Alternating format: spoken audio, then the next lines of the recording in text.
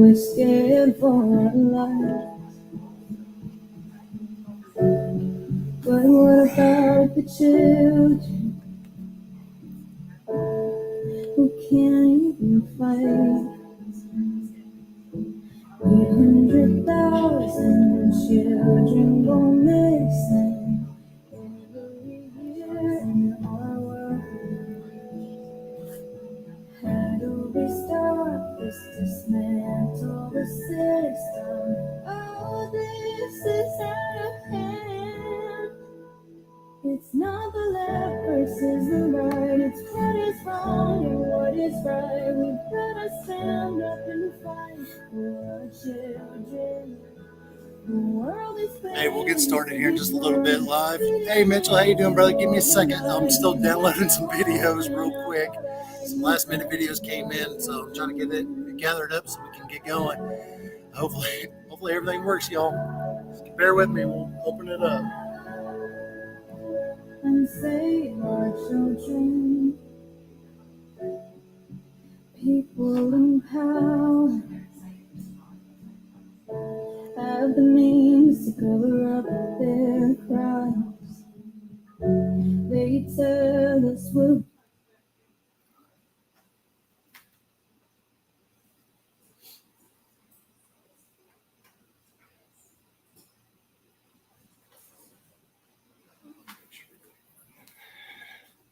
Everything good, y'all?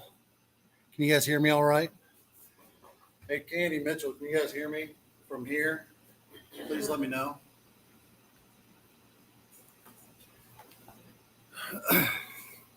I'm doing a live stream as well, so this is going to be recorded. I'll put it up on my website. I am going to be emailing this out to every sheriff's department, police department, and every elected official across the country. So we'll try and hopefully get a good message that goes out. Sounds great? Cool. All right.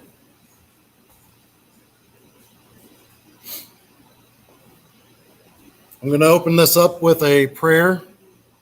So this is from one of my good friends, Mitchell Tucker. He's up here on the live stream in the chat, so I appreciate you doing that. So he's a good friend of mine, him, Mandy Mitchell. They both see me join the fight with an organization called Veterans for Child Rescue, where we go out to expose and eradicate child trafficking. So they saw me getting pretty much my hands dirty in there, and they just joined in full force. They got a full family. You know, they're my sister and my brother. You know, I love them to death. I'd do anything for them, just like I would do just about anything for anybody. So I want to thank you all for coming, and I'll get this started. My name is Mitchell Tucker. Tyler recently reached out to me, asked me if I'd be interested in opening us up in a word of prayer, and I'd be honored to. First, I want to say thank you so much for being here. I'm proud to be part of a group of men and women who put child safety first. I truly believe we're doing God's work. I think there's nothing out there that's more important than what we're doing right now. So let's pray. Dear gracious God, Lord, I thank you so much for this time that we can gather together, Lord, that we can do your work and we can focus on keeping children safe. Lord, I pray that you'd put a hedge of protection around these warriors, that you would protect their families, protect their minds, protect their work. Lord, we know that there is evil out there that does not want us to succeed. But we know that you are the King, and we know that this is your work, and we know that you will help us persevere and make this happen. Lord, I pray that you would bless this time, that you would help us get the work done that needs to be done, and we honor and we praise you for it in Jesus' name. Amen. Thank you all so much for being here. Now let's get to work. Good afternoon.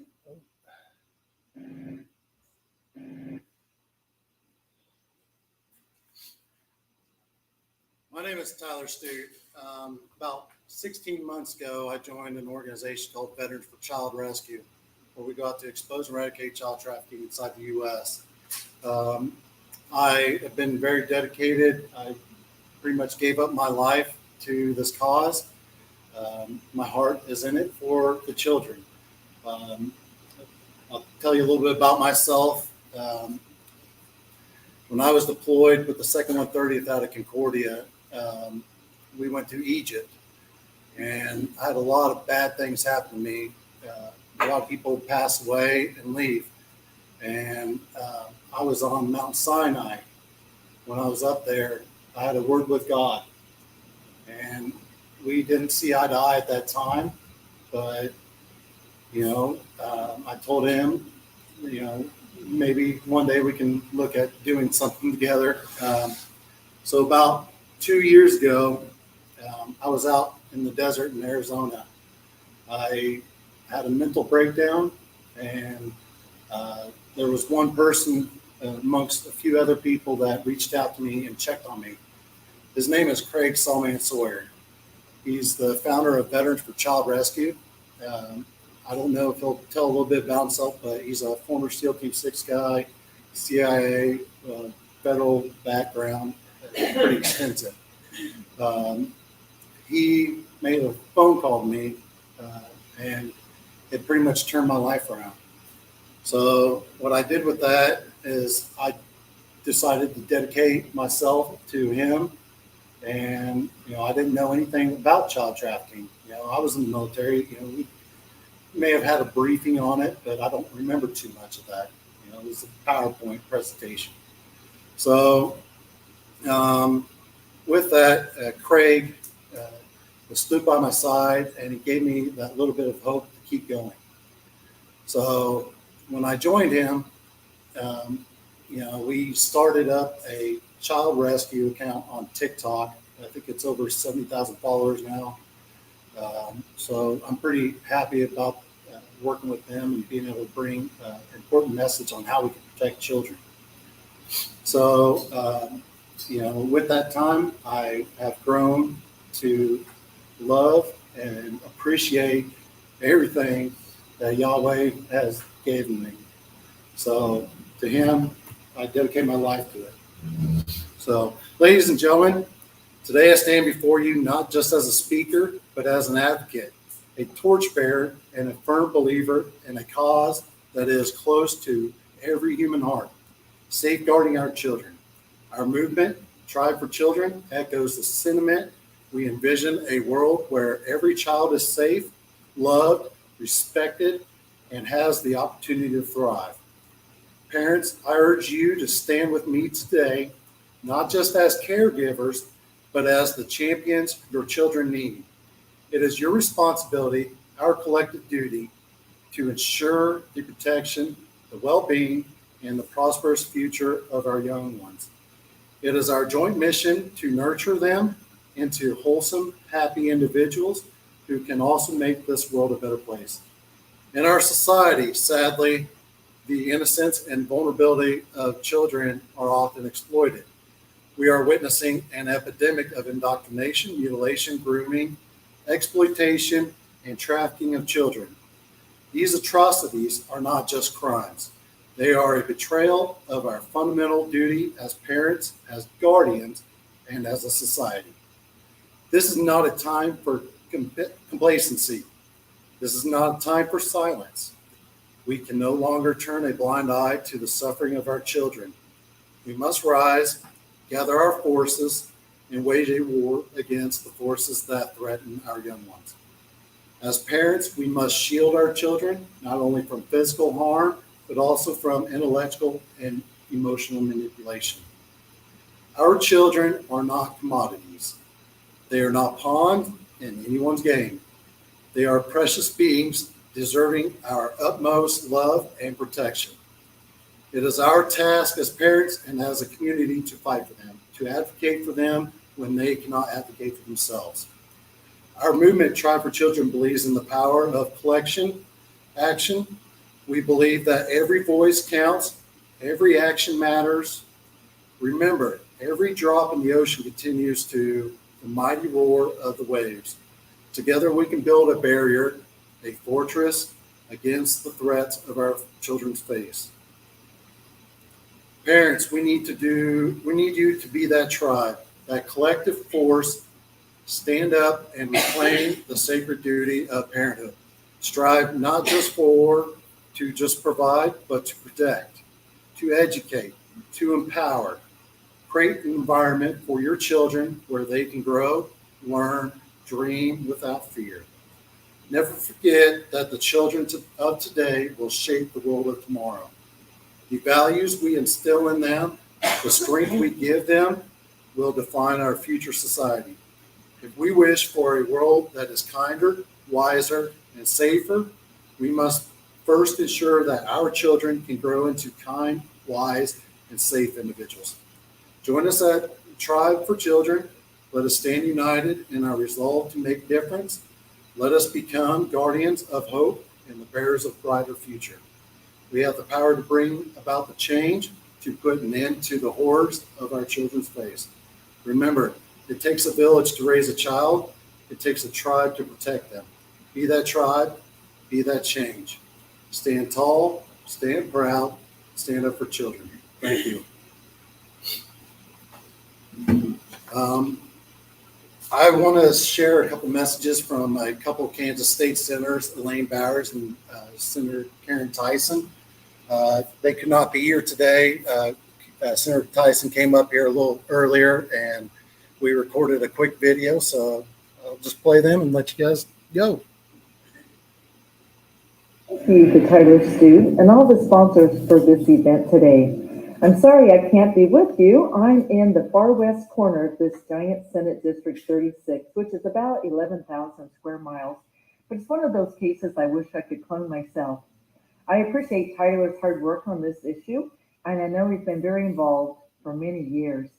This event is extremely timely with the new movie, Sound of Freedom, which is currently bringing much to light on children in peril, even as we speak today.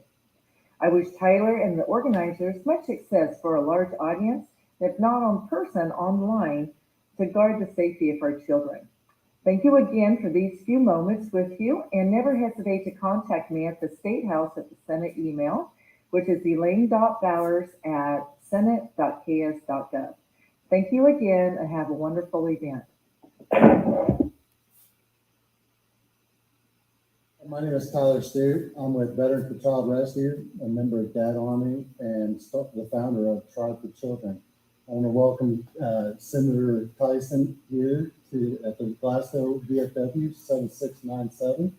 We're about to do an event here in probably a couple hours, and I so much appreciate you coming on. Would you like to say a couple words to the people? Well, thank you, Tyler, and thank you for hosting this event and all of your work that you do to save the children. It is so critical. I appreciate you and all of the efforts that you're putting together, all the teams and contacts. It is huge. It is huge, and so proud that you're from Glasgow. Hometown people. I love it.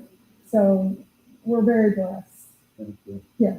All right. If you guys want to see more, we're going to be at tribeforchildren.com, and you can follow Caryn or Senator Tyson at. Oh, I'm at Team Tyson, www.teamtyson.org, or Caryn Tyson on Facebook and social media. So, yeah, or email me to my legislative account. You can find that caryn.tyson at senate.ks.gov. And I just want to tell you, please get involved. Please help Tyler and all the others in this effort to protect the children. Thank you. Hi, my name is Tyler Stewart. I want to say thank you to Senator Tyson and Senator Bowers for giving that message. They could not be in attendance today, but we at VFW 7697 appreciate you. I want to get into a Children's Bill of Rights. This was wrote in collaboration with the Mom and Dad Army, as well as Veterans for Child Rescue. And there's a few individuals that helped contribute, like Simon Essler. He's a great individual. We're still editing this a little bit before we get it super finalized and out to the public as an official charter Mom and Dad Army. So those that are wanting to, that agree with this message and you think that we're standing up for the kids, please join us and join Mom Army on Instagram. Children's Bill of Rights. Preamble. We, the people of the United States, recognize that children are vulnerable members of society who who require special protection and care. In a civilized society, parents or legal guardians are recognized as the traditional voice of the child. To ensure the well-being and the rights of children, we hereby establish the following Bill of Rights for children. Right to life. Every child has the inherent right to life, to be cherished and protected, ensuring that they are given the opportunity to grow, learn, and fulfill their potential. The right to safe and healthy environment. Every child has the right to live in a safe and healthy environment. It includes access to clean water, nutritious food, health care, and clean and secure living space. Right to protection from abuse and neglect. Every child has the right to protection from physical, emotional, and sexual abuse, neglect, and exploitation. Children must be protected from all forms of violence, including bullying and cyberbullying. Right to protection from child labor. Every child has a right to be protected from economic exploitation and from performing any work that is likely to be hazardous or interfere with the child's education, or to be harmful to the child's health or physical, mental, spiritual, moral, and social development. Right to protection from discrimination. Every child has a right to be protected from discrimination based on race, color, sex, language, religion, disability, political or other opinion, and national, ethnic, or social origin. Right to family life. Every child has a right to live with the parents unless separation is necessary for the child's best interests. If a child is separated from their parents, they have the right to maintain regular contact with both parents unless it is contrary to the best interest as determined by the courts of law. Rights to education. Every child has a right to access a thriving learning environment that enhances their gifts and skills to build character and confidence for their successful future. Right to express their views. Every child has a right to express their views, opinions, and ideas on all matters affecting them, and their opinions must be given due weight in accordance with their age and maturity. Right to participate in cultural activities. Every child has a right to participate in cultural and artistic activities that promote their social, emotional, and intellectual development. Right to rest and leisure. Every child has the right to rest and leisure, including the right to engage in play, recreational activities, and cultural life. Right to access justice. Every child has a right to access justice and to have their rights protected through effective legal and administrative purposes or procedures. Crimes against children must be rectified with justice. The right for justice is a beacon of hope that illuminates the path for every child, guiding them towards a world where fairness and accountability reign supreme. It bestows upon them the shield of protection, protecting them from the shadows of this sacred right and justice, and ensuring that their innocent voices are not silenced but amplified.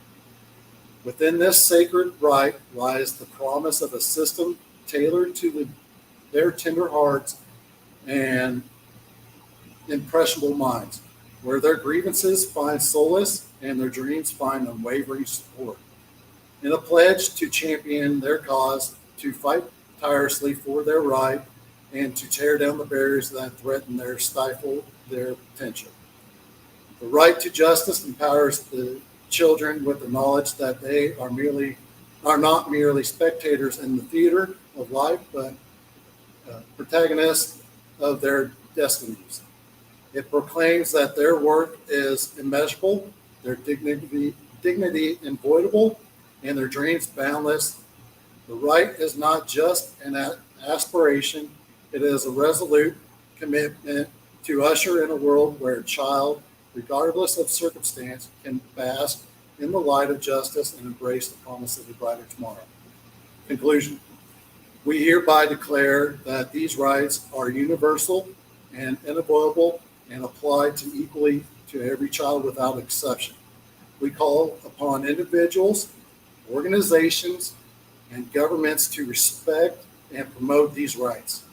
and to take all necessary measures to ensure their implementation and enforcement. All right, my next guest, my next guest is going to be Craig Salmansour. I told you guys a little bit about him. He's a dear friend of mine. You know, he brought me in to his home with loving arms. And I will always have his back. And brother, I thank you.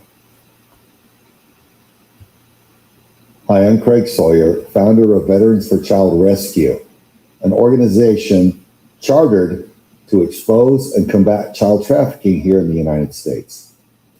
I founded Veterans for Child Rescue out of a broken heart for the children and a disgust for the harm being done to them, and a strong urge to combat this any way I can. And so no longer do I deploy all the way around the world, 60 countries I've been to now. I fight now here in our country for our children and other children brought here for the specific purpose of being harmed in unspeakable ways through some very dark and despicable souls who are into doing this thing. Folks, if you want to really make a difference in this tragedy, in this crisis, you have to understand why it exists, why it is so pervasive, why are so many involved in this, why all the cover up, why all the top cover, why so many are unwilling to enforce the law and protect the children and convict those that are guilty. There's a lot of corruption, folks, surrounding this. It's ugly, it's vile, it's despicable, and I'm going to unpack it for you just a little bit. So what you have are different layers, if you will, imagine it as an onion, just for practical purposes. You're looking at an onion where you realize there are different layers to it. We're going to peel back the layers of this onion as I unpack this and describe to you what we're learning. I don't know it all, guys. I've been at this for 6 years. I learned about it 9 years ago and started trying to expose it, and nobody in big Hollywood would help me do it. So I had to found Vets for Child Rescue to make the documentary Contraland to expose this. So on the first layer, and these are not necessarily in order, but they are in order according to my perception of it as I sit here today. The first layer are the low-level pedophiles, those who are mentally ill or morally sick, and they are inclined to have sex with children in whatever way.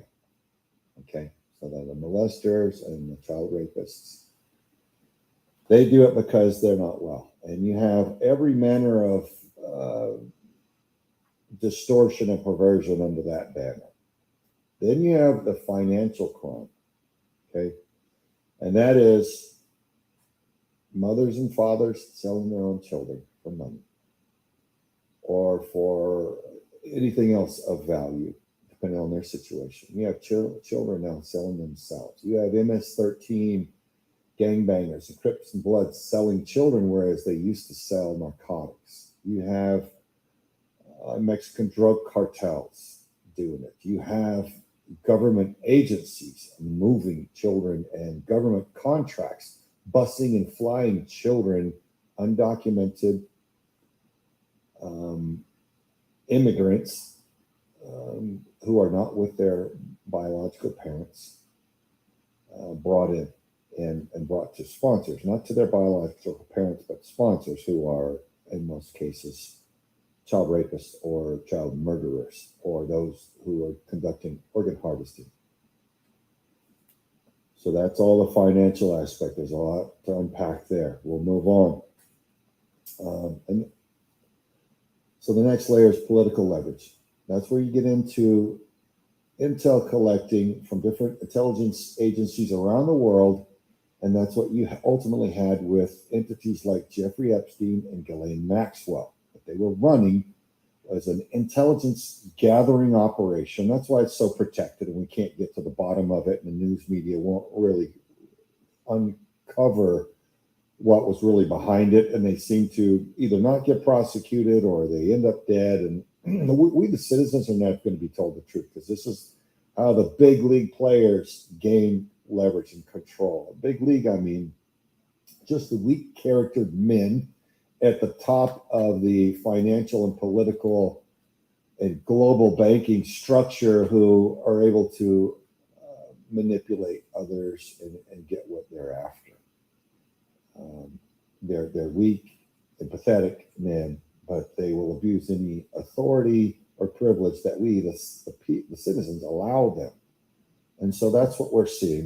They're running these intelligence gathering operations where they target individuals in political seats of power that they want to control, or the heads of corporations, or the heads of different institutions. They will target them, invite them to a private location. Now, there are mansions, there are estates, there are islands, there are resorts that they do this in. And they like to send them by private jet because it feels so fancy and important. And it feels like they're being removed from society where they will not be seen or held to account for their behavior. And at these parties, at these resorts, at these gatherings, there's every manner of debauchery and sickening behavior that those who are morally lost indulge in. And it's made very clear you can have whatever you want at this getaway. See eyes wide shut for a glimpse of what some of these gatherings look like. There's different styles at different levels. But these people the whole house is wired with covert cameras, or the entire resort has cameras everywhere, wherever someone may end up compromising themselves, doing drugs, having sex with hookers, and especially having sex now with children. It's all recorded. So whenever the person leaves there, he no longer serves his constituents as an elected representative. He serves whoever holds that video over him. Do you understand? It's blackmail. It's political, corporate blackmail in different ways, but it's all the same principle. They call it in the intelligence community brownstoning operations, where you target an individual and then you whisk them away to a place where they feel like they're safe. You have them covertly caught on camera doing something that will compromise them, and by which they can later, and from then on, be controlled. All right, brownstoning operations. So you have all of that. Then, when you peel into the darkest, most despicable, heinous layer of this onion, you get to the spiritual motive. And folks, that's what's driving so much of the rest of this. And I don't care anymore. If you're not spiritually educated or experienced, it may sound foreign to you and unrealistic, because if you don't understand quantum physics at all, and you don't understand the spiritual realm and understand that we are eternal beings in temporary physical bodies, then none of this will ever make any sense to you. You'll always be lost. You'll always be surprised by what comes on the news every day, and totally caught off balance. But if you do study the spiritual realm, if you study the Bible, and you listen to what our investigations are revealing, you'll understand, okay, here's what's happening. This is a struggle between the forces of good and evil. This is a clash between good and evil. Literally, it's a spiritual war being conducted. And on the dark side, Satan means to be doing up yours to the Creator. And that is why the harm to children. And regardless of your political beliefs or your beliefs on the difference between healthcare and murder, and how the language gets distorted and twisted politically, and this is done by committee of think tanks that know the psychology behind changing the words and the message delivery so that you'll accept murder and call it health care or any of the other tactics of deceit. Here's the deal. There's a campaign of murdering, traumatizing, raping, and defiling children that has now reached an industrial scale. That is the truth. Many, many, many people now who have researched and studied and have personal experience know it. We know it. I'm sharing a bit with you so that you can understand. I want to share just a quick anecdote from a list of survivors that we have been interviewing who have been harmed in a cult group. There are cult groups that harm children and rape children for their own temporary and misguided and ultimately futile and fatal motives, because by doing this, these people who harm the children, they will go to hell eternally. So it is, I say it's fatal for that reason. If you follow my logic, they're dooming their souls to hell by harming the purest and most precious and most innocent, which are the children. So this will reveal their true ultimate motive.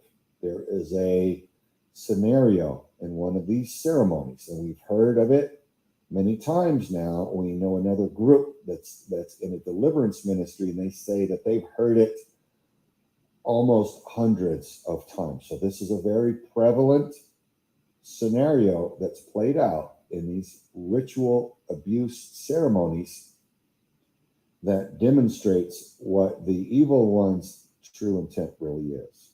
I'm sharing this because everybody needs to know, so we can comprehend the nature of this conflict so that we can know how to pray against it and how to combat it. In this scenario, and I'm going to clean this up like 99.9%. I'm not going to get into the vulgar, bloody, vile, stomach-turning evil that's done to these children in these ceremonies, but I'm going to say it like this, very cleanly. There's a child in a room, and she's on a table, and she is being defiled and greatly harmed, traumatized. She is made to call out for Jesus. The men who are harming her are telling her, forcing her to call out for Jesus. Now, it's interesting to note that they're not having the child call out for any other spiritual entity, any other God, any other name that's ever existed. It's Jesus. Okay? They're forcing the child to call out for Jesus.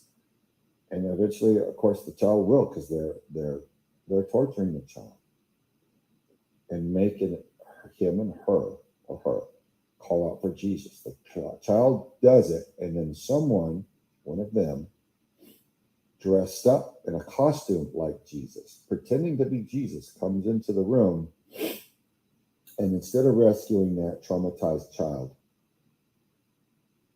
continues the abuse, defiles the child, harms the child, does horrible things to the child, and betrays the child and abandons the child.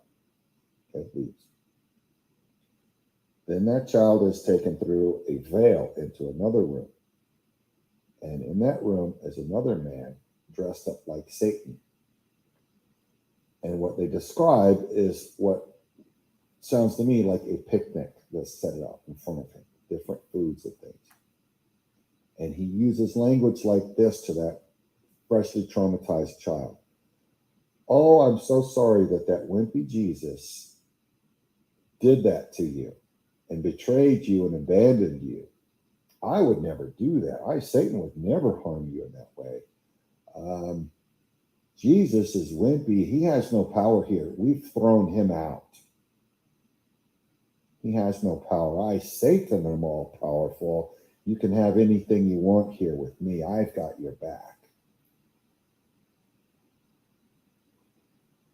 So in seeing what they intend for small children to believe, what they need is to drive those souls, those child souls, away from Jesus Christ and to Satan.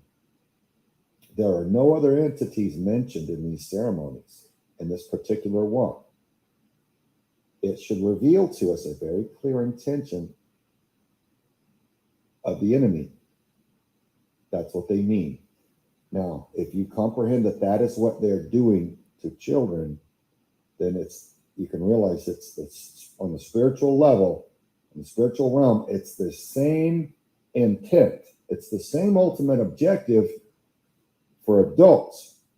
How are they playing that out against all of us globally when they can't get us in a ritual to abuse us individually? What are they doing to drive us away from Jesus Christ and down into this fear state, this divided, bitter, angry, low vibration, a lot of people would call it, state that Satan controls, right? The techniques for adults are going to be more subtle. They're going to be more cunning, going to be more sophisticated, but with the same ultimate objective, folks. That's the war that we are fighting. That's the war that's being fought in the spiritual realm. And what we're witnessing are symptoms of that conflict. Do you follow me? Geopolitically, all of the antics, all of the deceit, the change in language, the forcing of harmful legislation. It's all symptoms. These people who are destroying everything are being spiritually compelled to do so. Many of them on the higher level witting because they're members of groups where they're getting this demonic guidance to do this. And I would say a lot of them are just pawns. They're unwitting, but they are carrying the flag for the dark side by repeating the lies and telling the good people we should go along with all of these destructive, distorted, and harmful things that we know in our hearts and just from practical experience are wrong and destructive. Why are they forcing us to accept these vile and vulgar ideas? Why are they pushing it on the children? Why are they attacking the children? Why is there a drag queen story hour with hairy, sweaty, despicable men and G-strings and vulgar acts being perpetrated upon elementary school children?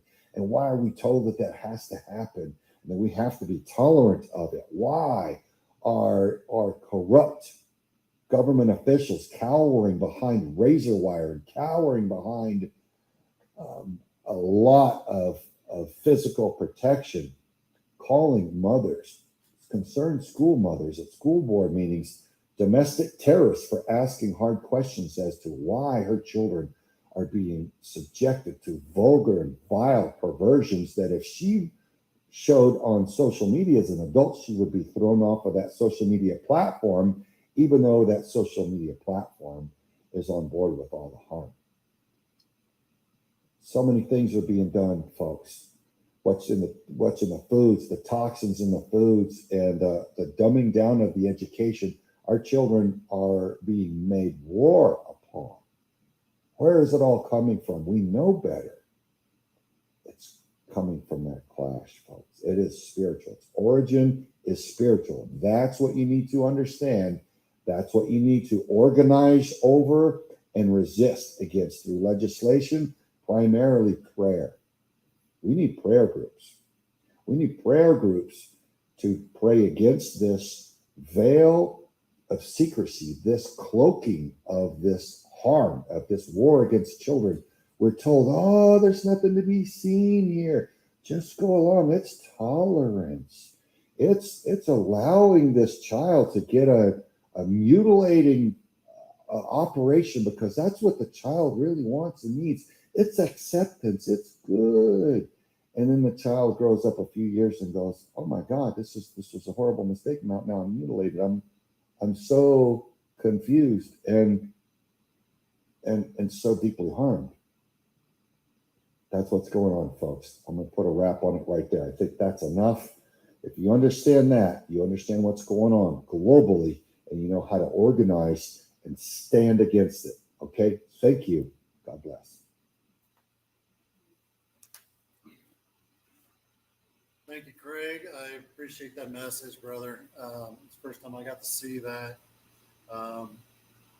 It is a very spiritual war that we are dealing with. I didn't understand it when I left this town to go to the southern border and help out That's for Child Rescue. My eyes opened up real quick. The dangers are happening here on home front. I know there's some veterans here that have signed up to protect this land, this country, foreign and domestic. And these people are domestic terrorists that are preying on our children. And we must stand up for that. So thank you, Craig. My name is My next speaker her name is Kim. She runs the media and marketing for Veterans for Child Rescue. She is a child trafficking survivor. She was born and raised in a religious cult, and she escaped when she was 20 years old. Her and I worked very fiercely together this last year. We did a lot of media campaigns, bringing on people to help alert the populace. So I'll let her speak here. I work with Veterans for Child Rescue, and part of my role is prevention, education, and raising awareness. Awareness is so important in this matter because although that's one of those feel-good terms that's too often used by most nonprofits, in the case of child trafficking and exploitation, awareness can literally reduce the predator's ability to operate. It makes it harder for bad guys to do bad things to children. As a child trafficking survivor, one of the things that could have helped me and the tens of thousands of other children like me was if someone could have had the awareness to ask the right questions, to check on the kid. Hey, are you okay? Where are you in school? Do you go to school? Where are your parents? Where are you living? These simple questions and others could have meant, at the very least, that we spent less time on the streets.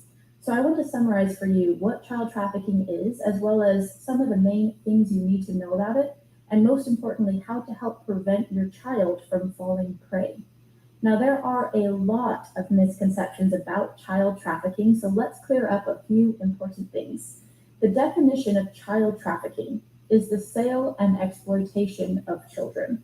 Now, realize there are various forms of trafficking. All of them are abusive. All of them are harmful for children. However, sex trafficking is one very specific form of child exploitation that is incredibly prevalent here in the USA. Most people don't realize child sex trafficking is one of, if not the fastest growing criminal enterprises on this planet. It's also the second largest. It also generates an estimate of at least $50 billion every year just in the USA alone. So let's smash this misconception that this is a theory, but let's also define what it really is and what people need to know about it. Now, the various forms of trafficking can look like child labor, child sex trafficking, domestic servitude, and many others, and realize that more often than not, these various forms may be mixed into one situation. May not look like what you think. So if your idea of child trafficking is what you've seen in Hollywood of chains and cages, while that can happen, it's not what you are most likely to face in your community.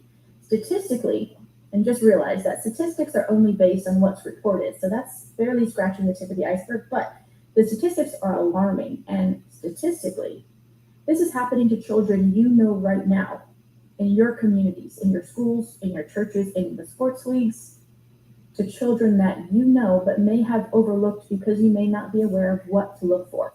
One thing that's important to realize is that child trafficking is not a one-size-fits-all problem. Therefore, there's not really a one-size-fits-all solution. But we've tried to make this as easy as possible for the general public to understand, assimilate, and then take action with.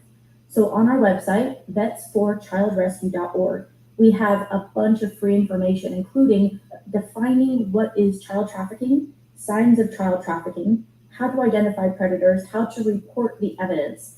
And we encourage you to study these free resources, not only to empower yourself with this knowledge, but also to be able to share these resources within your community.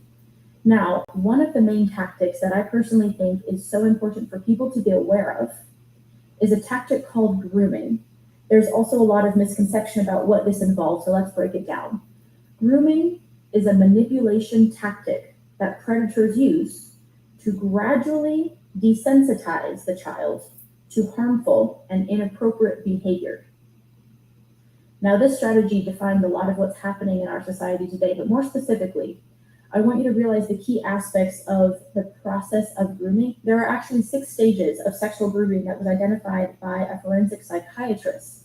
And I'm going to break these down and unpack them further because it's so important for people to know the strategy so that they can know how to outsmart the predators.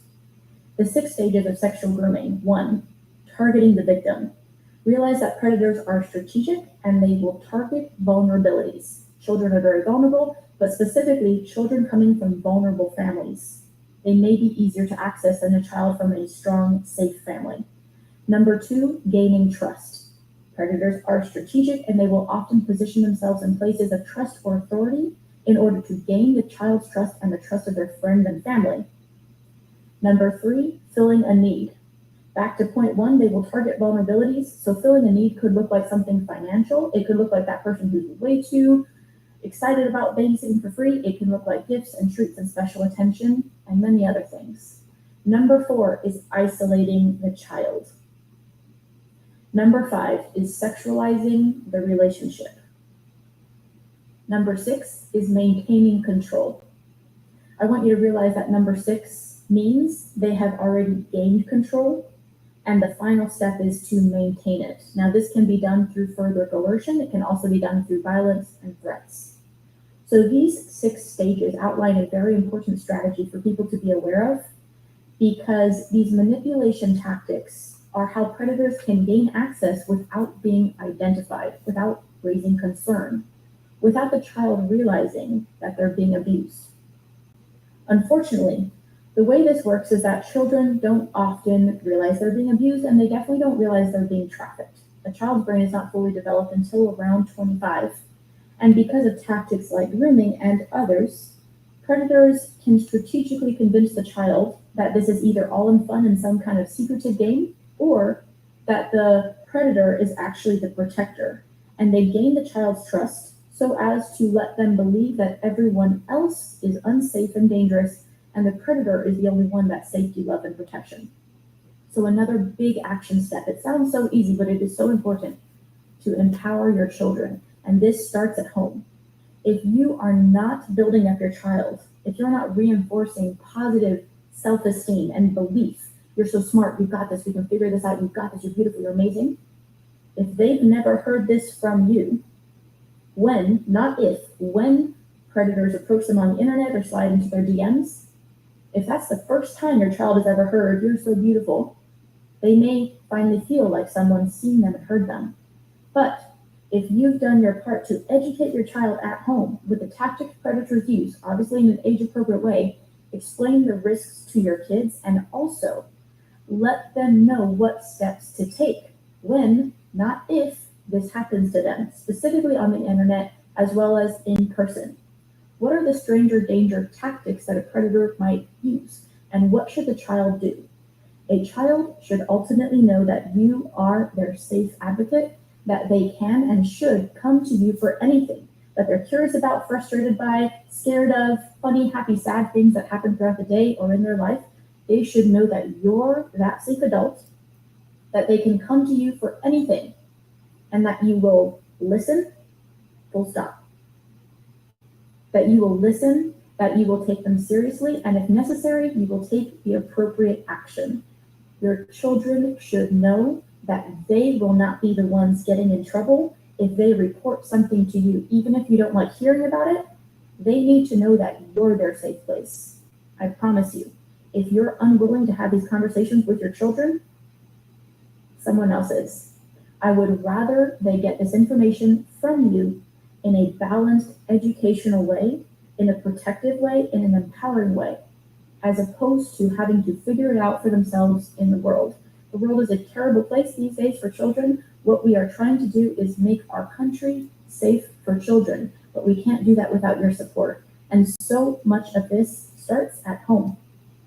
Most, if not all, of the survivors that I've spoken with, while all our stories are completely different and everyone has a unique situation, there are similar patterns. One of which is that typically there was abuse in the family, in the household from an early age. Not only does this break the children down and demoralize them, it lessens their own self-worth.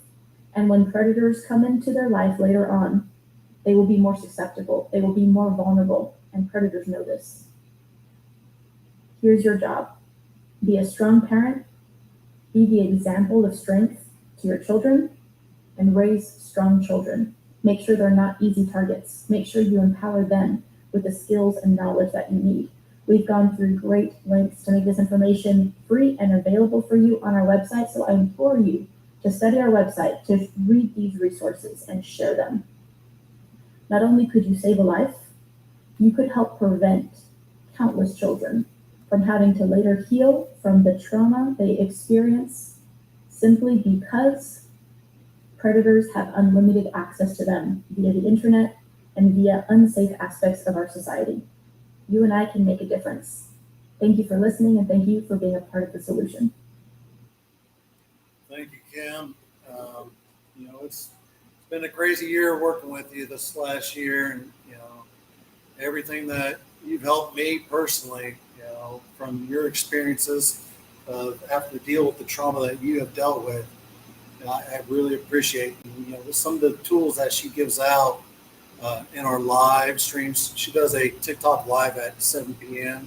on Thursday nights. She gives out awareness and brings on guests sometimes.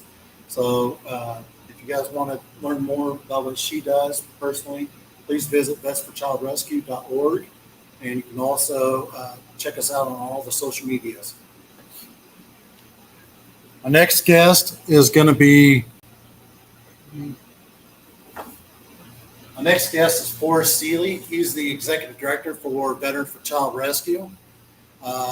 He doesn't do too many, of these, so I really appreciate him being able to get it out to me. Some of the needs that this organization's need are actual financial backing. An operation for Veterans for Child Rescue can cost anywhere between $10,000 to $15,000, if not a little bit more, just to be able to move bodies and be able to train law enforcement and all those aspects. We don't ask for anything more than that. All we care about is moving personnel, saving kids, and arresting predators, and getting some wins on the board for law enforcement. So with that, I also do want to mention Forrest. To me, he's been very dear to me in my healing, recovered spiritually. His mother she's a very inspirational woman. She's probably one of the most spiritual beings I've ever met, and I just am very grateful for this individual for opening up his home to me as well. Hello, my name is Forrest Seeley. I am the Executive Director for Veterans for Child Rescue. Today I'd like to talk about what we do. We run counter-trafficking operations and spread the word about anti-trafficking of our children in the United States. You can watch what we do for free at www.contralandmovie.com. This is a documentary that we released in 2020 for free. It's a Hollywood level documentary. It's a gut punch. For some, it's hard to watch, but this is a topic that we need to be talking about. You cannot turn away, hide your eyes, change the topic anymore. There is an attack on our children. It is estimated $150 billion worldwide, and it is estimated $38 to $50 billion in the United States. The United States is the largest consumer of child sex trafficking and labor trafficking. It is an ugly subject and we must deal with it. So what you can do to get involved is you can go to our website, www.vets, V-E-T-S, the number 4, childrescue.org. Go there. And if you want, if you click at the very top banner, you can check out our radio show that I co-host with Craig Sawyer, our founder, called Defending Our Children. And you can listen to past episodes or learn where to listen to them live. Additionally, on our website, check out the tab Tools in Education. There are a lot of things you can do. For example, you can find out and understand better what is child trafficking, okay, and what is grooming. These are important topics that I think we all need to be educated on. What are the signs of trafficking? Internet safety tips and red flag apps. These are just a few of the things that you can find on our Tools in Education. What's even more important is you can get involved. You can become a volunteer. Now, I want people to understand, we get a lot of requests for volunteer, especially in the military community, to become operators on our Viper team. This only represents a very small portion of what it takes to run the organization. A lot of what we do is radio, television, media. Now, along with becoming a volunteer, if you have any relationship with law enforcement and or the district attorney in your area, reach out to them, speak to them, invite us to come into your town, and we can run some counter-trafficking operations. We can help train law enforcement if they need it. We can help them get some wins on the board. Okay. The other thing that you can do is you can write and visit your state and local officials. What's really interesting is that we've sat back as a society and we've allowed our policymakers to shape the world, and we've sat back and anything that we have been dissatisfied with, we have allowed them to do it. I would recommend that if you go visit them face to face and ask questions, don't just go in there with some bullet points that you want to shove down their throat. Go find out what they're doing as it pertains to protecting our kids. Another place to start is your school board. This seems to be where the kids are heavily under attack. Go to your school board meetings, meet with the individual members of your school board. Again, ask questions. It's important that you find out and understand what their policies are. Oftentimes, they will provide policies that are very ambiguous. So if you ask the right questions, you can get the correct answers. And finally, donate. We're a small organization. We take your money and we apply it to our mission. Our mission is getting the words out, educating, working with law enforcement, social media, radio and TV. That's where we're spending our dollars. So I highly recommend that you donate. Thank you again for entertaining Veterans for Child Rescue, and we look forward to seeing you soon.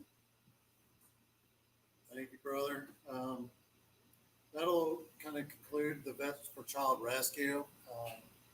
I appreciate Forrest so much for giving that information, because we get people all the time that come to us and be like, hey, I want to help. Some of the things you guys can do, we have 10 action steps that are on our website, which is bestforchildrescue.org.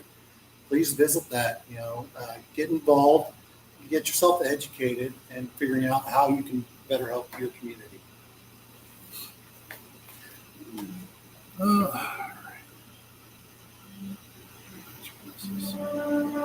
Well, actually, before I close up the Veterans for Child Rescue, I'll give you a little piece of Contraland.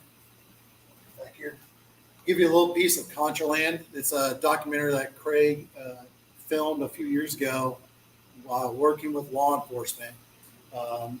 This one is actually with Dr. Judith Reisman. If you guys don't know her, please look her up. She's been a champion for the children before she passed away a couple of years ago. She's a board member for Veterans for Child Rescue, and she's going to kind of explain how trafficking in the United States really came about and the history of it. And this is also in ContraLandMovie.com.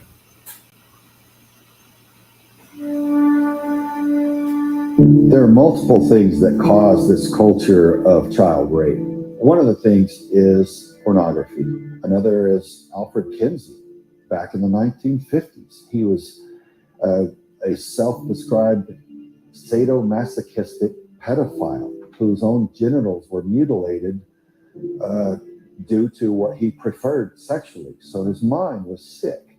Child sex trafficking in the United States really begins back earlier than most people understand. In 1970s, we already had a major campaign in the United States on the issue of child sexual abuse and trafficking, but we didn't call it trafficking at that time. Dr. Judith Reisman is the founder of the Reisman Institute, which is dedicated to exposing and debunking Alfred Kinsey's fraudulent so-called science regarding child sexuality. She is internationally recognized as an expert witness on human sexuality. I would have to say the Kinsey reports laid the scientific foundation for abusing kids. In 1948, the groundwork was laid. There was Sexual Behavior in the Human Male, which was Alfred Kinsey wrote Sexual Behavior in the Human Male, funded by the Rockefeller Foundation, supported across the board by Planned Parenthood, all came together with that. So Sexual Behavior in the Human Male. Then in 1953, Sexual Behavior in the Human Female. There was no field of human sexuality education before Kinsey, none. We had the common law that was based our laws on. It was biblical, okay. When Kinsey came on board, half the states in the union gave the death penalty, could give the death penalty for rape. The other half, life in prison. Now we have all these feminists, properly complaining that rape is treated, in a casual way. Well, this all comes from something. It all emerges out of something. And that something, that kind of dehumanization that is picked up by the media from the academic world, pushed through the schools, through first just the universities, then the junior high schools, the high schools, then now the kindergarten, all that then lays the groundwork for where we are.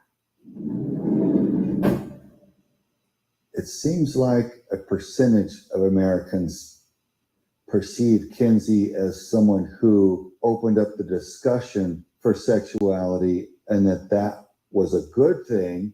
But what I think a lot of them fail to see is that he was a sadomasochistic pedophile, and what he did was horrific. And so his studies were falsified. And since they were, it seems to me like his studies and the doctrine that have followed need to be gone back, reversed, denounced, disavowed, and replaced by more wholesome and healthy real science, whatever that actually is, but not to take the falsified studies of a sick mind and accept that as science. You're talking about a man who, he didn't just use images of children, he used real children.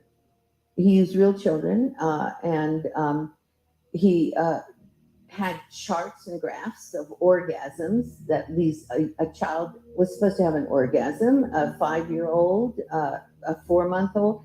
One was a 4-year-old that allegedly had 26 orgasms in 24 hours. Now that's around the clock experiment, right? So this was research that was established and was believed by the American public, by the whole world, really. And the whole thesis behind his research was that children are sexual from birth. Children are sexual from birth, which then gets funneled into the mindset of the public, and it becomes the foundation of human sexuality education. Hugh Hefner. At age 22, he was a virgin in college. He read Kinsey, and that radicalized him. He said, oh, Kinsey's the scientist. I will be Kinsey's pamphleteer. So what comes out of Playboy is the stream of pornography, which is at the base of your trafficking world. Absolutely. The stream of pornography. 15 years later, we got Penthouse. 10 years after that, we got Hustler. And then it hasn't stopped, right? But the impetus for that came from the academic world, came from Dr. Alfred Kinsey's fraudulent data. And look at all the harm it's caused. Enormous harm. Alfred Kinsey should have been arrested. So should all his teammates have been arrested. The Kinsey Institute's still alive and still educating the public. And now we are seeing the explosion, and the end result is the massive abuse of children, as well as directly related, the trafficking of children, because you can't separate the grooming of children from the trafficking of children. That was Dr. Judith Reisman. I did not have the pleasure of meeting her. I joined the team about at the same time she passed. She was very inspirational to a lot of people, especially towards saving our children. So, what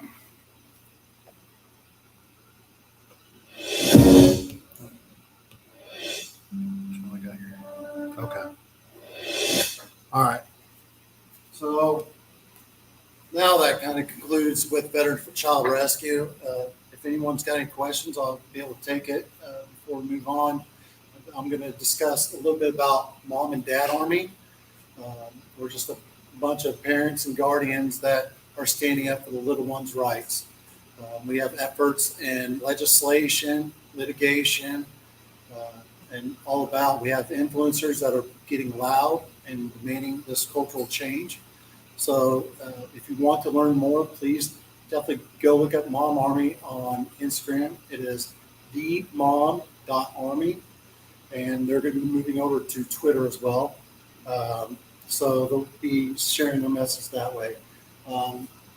I joined Mom and Dad Army, or the Dad Army side, back in end of December, early January.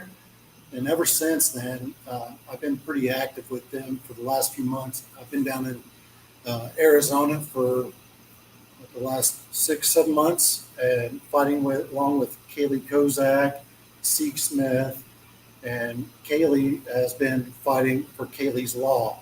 I'm not going to talk on it because I don't want to mess up her wording, but it is a very powerful law that needs to be across the U.S. And we fought inside the state and House Senate there inside Arizona, even against their governor that thinks she's pretty notorious for being a veto queen. So we'll just call that. Go ahead and do that then. Hey, Tyler. Yes, ma'am. Sheriff, can you fill us in, like in this part of Kansas, are you seeing trafficking and where? We're seeing a few more cases here and there. The problem right now, I'm flat out on. We've got to get a little top of it. I've been putting my foot forward, but funding and stuff like that. That's still one of my major focuses. Thank you, Sheriff. Thank you, Sheriff. I'm sorry, I didn't mean to cut you off. Trafficking definitely comes up here through up here in Kansas. It's major highways 70 and 81 being that, and us being in Cloud County. I'm sure Sheriff Davis has seen quite a bit of stuff, and we need to get back and support our local communities and definitely help out our local law enforcement so that way they can be better off and be able to combat this. So Tyler, are you saying like at truck stops and gas stations? Truck stops. Like these are major highways that come up and down through Kansas, coming from the border. Some of the big hot spots are down in Texas, like Houston, Dallas. Those are the two biggest cities for trafficking, and they're just coming right up the interstates from the border and other things. So, yeah. So yeah, you guys got any more questions? Don't mean to rush or anything. Just trying to get it all in. All right.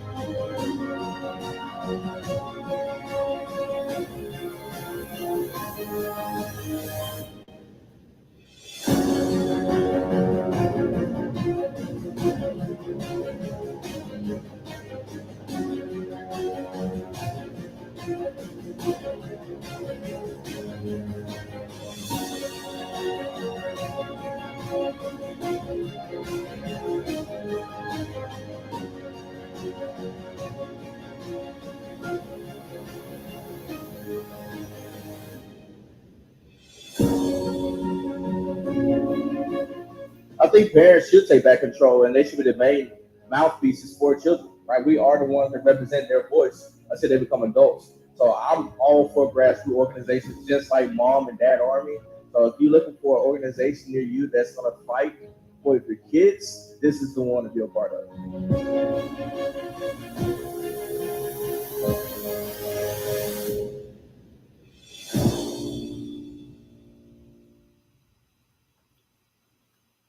Video is pretty old. It's about a year old now. I know you said 25 cities. We have grown exponentially a lot more, especially out in California, where they are having the hardest fight out there. We are starting to flip a lot of school boards members and starting to get better things into those schools out there. So these individuals and influencers are just amazing people. So the next guest I'm going to bring on is Seek Smith. She is the founder of Mom and Dad Army and also Badass Do-Gooders, which is her media company.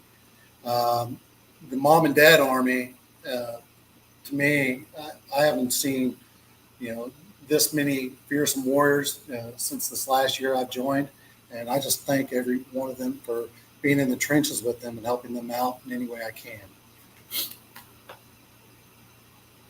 Good afternoon. Hi, everybody. My name is Seek Smith. I am the founder of Mom and Dad Army. I'm so excited to be sending this message out. Thank you so much for showing up and coming together for this very important fight to protect our children. I just want to give, a lot of kudos to Tyler for putting this event together. We are so grateful to be fighting alongside him and growing our coalition to do more good for our children and for the future of our children. And if anybody wants to get involved with our organization, please feel free to reach out to us on our website, mom-army.com. And then we're on Instagram at the.momarmy and at the.dadarmy. I hope to hear from you. And yeah, let's do this. Thank you so much. Have a wonderful day. Thank you, C. You're awesome, girl.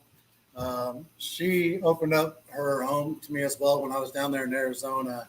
I was with her just about every day, running around the Capitol and all that stuff down there in Phoenix. So I'm just so grateful for her in my life.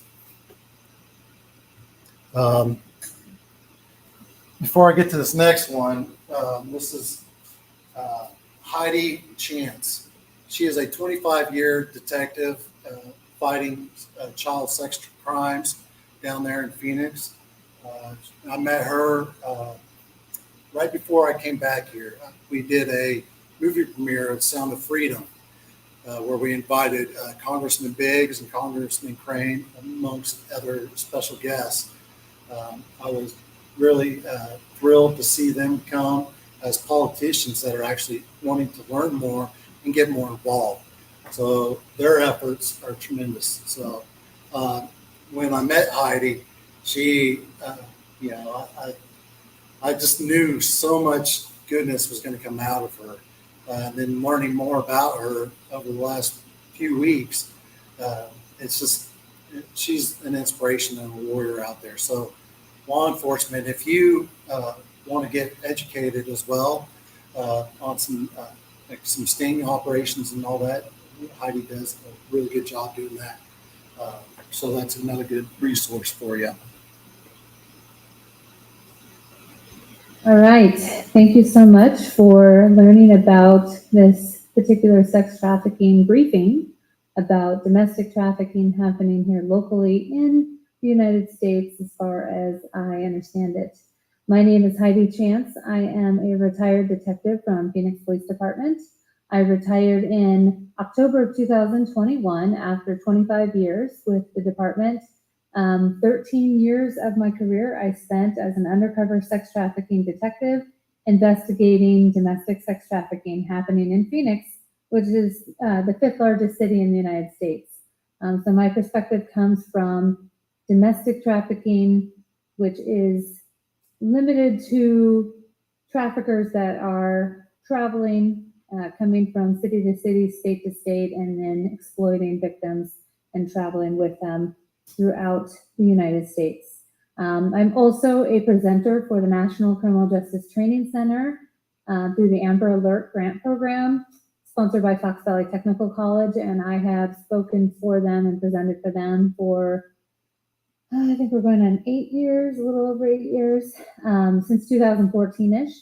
I also, since retiring, became a founder of my own organization called A Chance for Awareness, where I give awareness about sex trafficking locally to the community, as well as specific law enforcement training for undercover detectives all over the United States, both virtually and in person. I am featured in the documentary that came out in May of 2019 called Sex Trafficking in America, which is an actual documentary about sex trafficking happening here domestically in the United States. It is a great depiction of, if you haven't seen it, great depiction of domestic trafficking, good examples of how victims are exploited, specifically juveniles, and then some of the proactive undercover operations that law enforcement is doing to respond to this issue. My information is here, and I'll also have it at the end. I am going to move quickly because I was given 10 minutes to present this information, and I want to make sure I get everything in.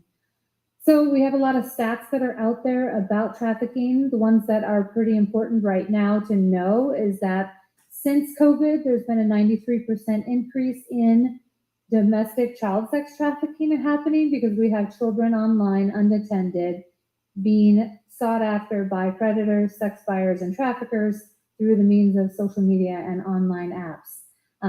40% of victims reported familial trafficking, meaning they know their trafficker. This isn't a stranger. It's not the guy in the white van coming through the neighborhood and abducting people. These are victims being exploited by someone they know. It could be a direct family member, aunt, uncle, cousin, stepbrother, mom's boyfriend, or their boyfriend, someone they know.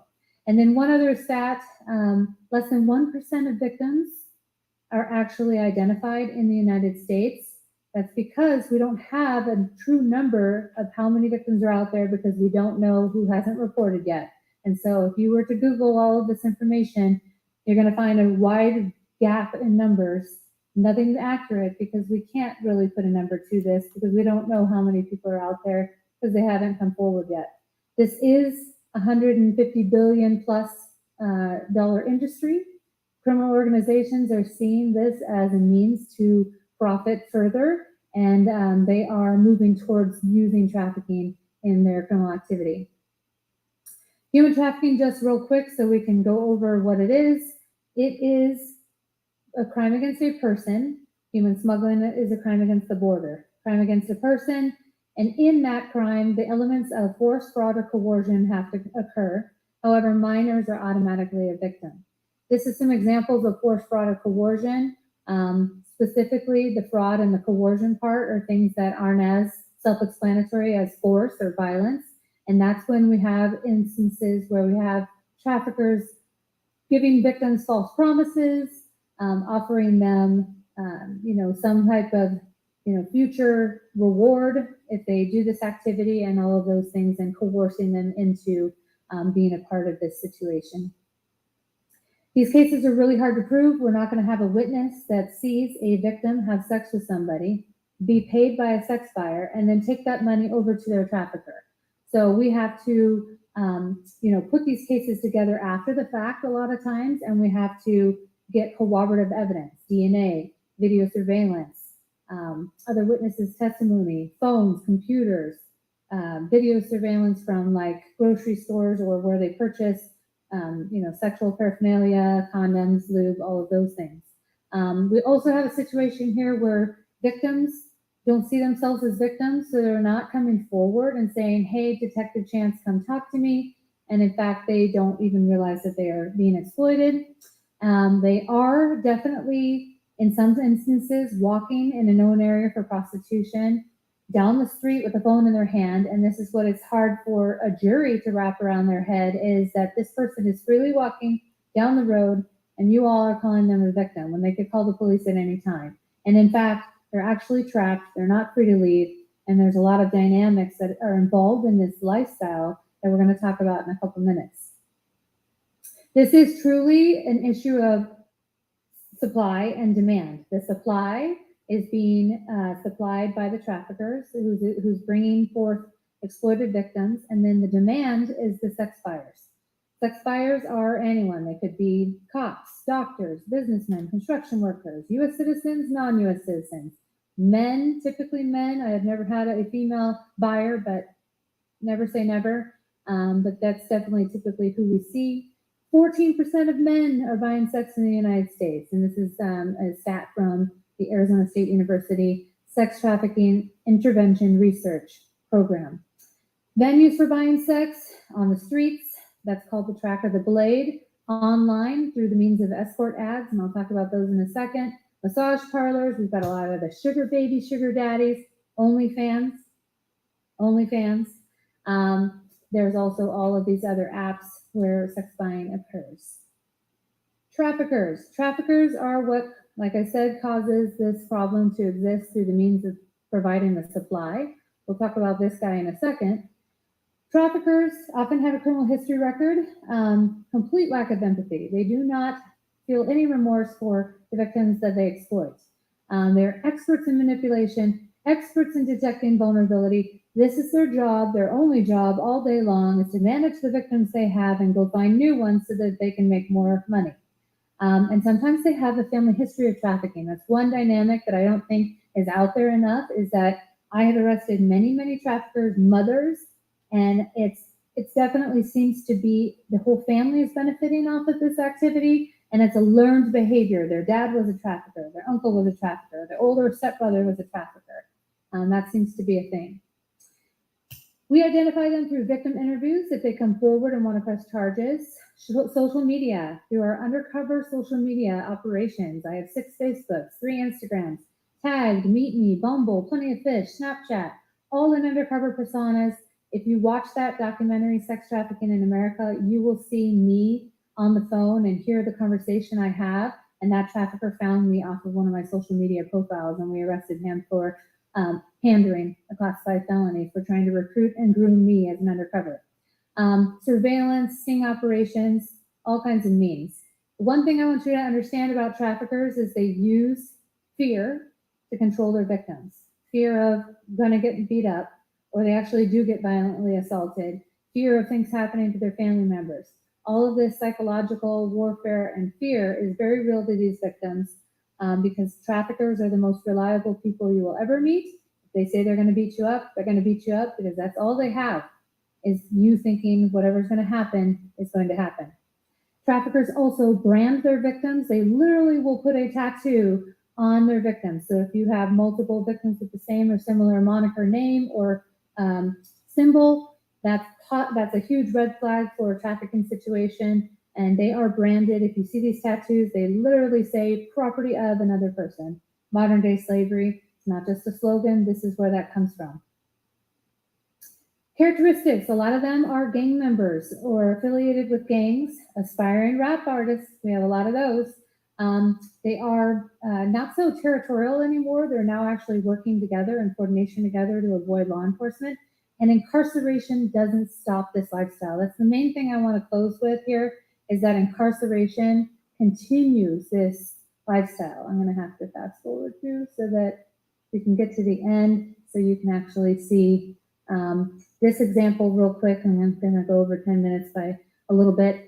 This investigation, you can Google State of Arizona versus Robert Hood. This individual trafficked multiple females, all adults, and one 16-year-old. This was the last case that I had after I retired in October. But he got sentenced to 108 years in prison. We're definitely doing good to attack this problem. We're getting larger sentences, but it really takes a whole collective group of individuals. We had victim advocates, we had child welfare, we had the hospitals on board with some of the victims that got injured by him. Jail intelligence is huge as far as providing information, because he did not stop his trafficking game. Even though he was in jail pending trial, he was still trafficking individuals, and we ended up adding charges to him.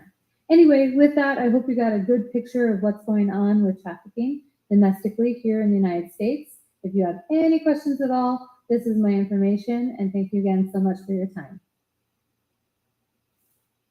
Thank you, Heidi. She was rushing to give me this video. She could have put in so much more time into this if I would have allowed her more time.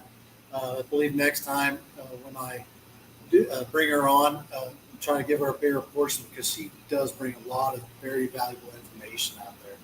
So, yes, thank you. All right, this is my friend Phil. I met him also down in Arizona. He's a part of Dad Army with me. Heidi was a part of Mom Army with us as well. I don't think I mentioned that, but Phil over here, he's part of Dad Army. Him and his wife, they bring a lot of awareness on how to raise families in a more appropriate manner. I'll let him say a little bit. What's going on, man? It is your boy Phil, aka Driscoll. I've had the pleasure of serving with you on Dad Army for some time now. I am super proud and fascinated by the amazing event that you put on today through Tribe for Children. I know that it is going to be epic, as is all of the work that you do to help spread awareness of what's going on out here and advocate for the safety of children. It's a very important job. Myself and my wife run an Instagram channel called @FamilyValuesTV, named after our YouTube channel, where we came together just to spread a message of the importance of restoring traditional family values to modern homes in America. Unfortunately, many have lost sight of those values, and as a result, our marriage rates are plummeting and divorce rates are climbing. God laid it on our heart to take on this fight in this manner, as we believe that this is the foundational key to a healthy society. As we all know, that a child raised in a two-parent home is much more likely to not only be successful, but they are also more likely to be kept safe from predators. And I honestly think that it is a conspiracy to demoralize our values in this country for that very reason, because it is ultimately a necessary evil to make our children that much more vulnerable.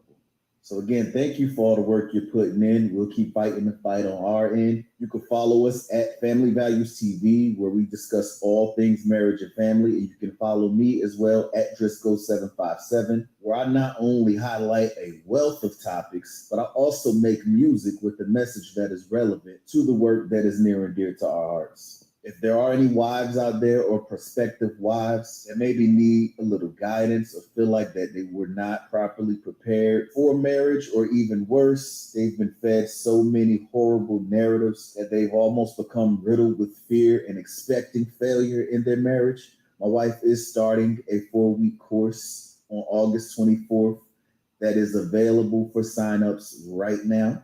She has been in those women's shoes and went through an amazing transformation from a modern woman with a very counterproductive way of thinking to a biblical traditional wife, and it is her heart's pleasure now to share that wisdom that she's developed through those trials and tribulations. If that's you or you know anyone who can benefit from it in any way, shape, or form, you can find the registration at streethopeentertainment.com/family-values TV. Again, it is your boy Driscoll. I thank you all for everything that you're doing out there. Even to just show up means the world to me and my family and everyone out here who is doing everything that they can to fight this war against our children. I am a father of 8, so I want to personally say thank you for fighting this necessary evil to create a better society for not only our kids, but for future generations to come. God bless you all. Thank you, man. I appreciate that. I know you're in there, so I appreciate you doing that. My next guest is Simon Essler. He has helped me out with some of the Children's Bill of Rights, along with like Jack Farmer, if you know Jack Ryan from Tom Clancy novels. That's Jack Farmer. He helped contribute and as well with this. So Simon has been studying the psychology of kind of the issues that we're dealing with inside schools right now with the transgender community and the mutilation portion of it. You know, I'll let the experts speak a little bit more on this than myself. So here we go. Dad Army captain, filmmaker, content creator, life cycle celebrant, and unschooling dad. And as someone who has studied modern warfare for almost a decade, I have become acutely aware of genuine operations seeking to attack our children. While some of this is more overt, involving the kidnapping and enslavement of children, we are also faced by much more subtle and sophisticated criminal operations. Not only are our children now being trafficked online via social media platforms like Instagram, caught openly facilitating pedophilia, but we are faced by psychological influencing that seeks to ideologically subvert our children from a young age. Some of this ideological subversion is, of course, coming from the left side of the political spectrum. There are genuine neo-Marxist influences infiltrating many areas of our society, and arguably these influences infiltrated much of the left-wing population itself. At the same time, if we become entrenched in the notion that this is a political war, we risk blinding ourselves to influences that are operating outside of the political spectrum.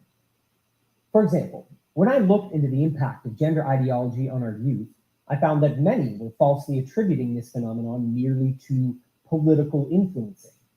I saw media on the left and the right using the issue to recruit people further and further into divisive political stances, creating social conditions that actually make it harder to protect children. When I was making my documentary film Cut, I knew this couldn't be about something as unsophisticated as left-wing versus right-wing politics, but what I found still shocked me. While there was, in fact, a 4,000% rise in teenage girls in the UK seeking gender-affirmative care over an 8 to 10 year period, and a quadrupling of the same group in the US seeking gender surgeries over a 1 year period, something else has been rising in the background.